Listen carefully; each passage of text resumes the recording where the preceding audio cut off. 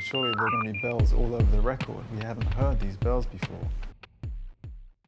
Because of your way of working, this unpredictable way of what will come out, is that maybe a reaction? You mentioned you like some slick recorded 80s stuff, but is it also maybe a bit of a rebellion against... I wish I could do that, man. Yeah. I really do. But is it a bit of a rebellion against what's happening now with pop music for you? Do you think it's... I don't know. I wouldn't say I was going against anything at all. I'm just doing what I want to do. No. I mean, I love stuff that I've heard that's really like, as I say on the radio, I love that sort of rock sound. I love the young bands coming out and just thrashing. I mean, I wish I could do that. Mm-hmm. You know, it's a lot more current, I suppose, and maybe your life's a bit easier if you make records like that. Do you think maybe the time will tell, but that your record maybe is a bit more timeless because of your way of working? I hope so, man. It's a nice word to use. I mean, if it ended up having some history, then great, yeah. But because it's not bound to a certain prediction, maybe you can tell from records, you can tell if it's from the 80s or 90s.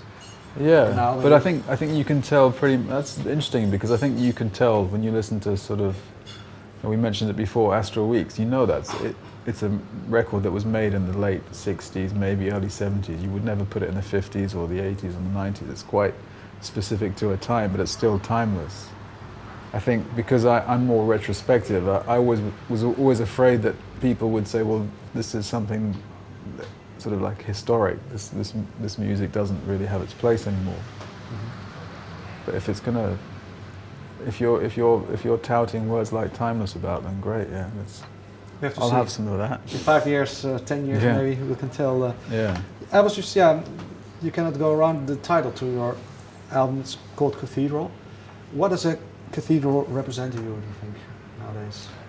To me? Yeah. Well, I like the word more than anything. It was like the word, the significance of, there's no theological, I'm not a religious person, so there's no theological meaning at all.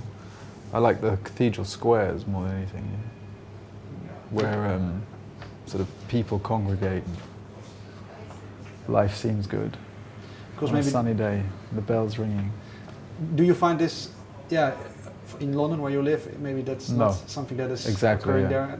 Exactly. So maybe that's unconsciously why going to Italy as well was a better decision. Yeah, the more I think of it, the more I realise that, you know, recording, although I really didn't know the theatre backed onto a cathedral square, but perhaps I knew there was more chance of it happening in Italy than in London. Will you see yourself moving or living there? Anything? No. Why not? Because it's good to have some distance between places you mythologize, you know. Do you know?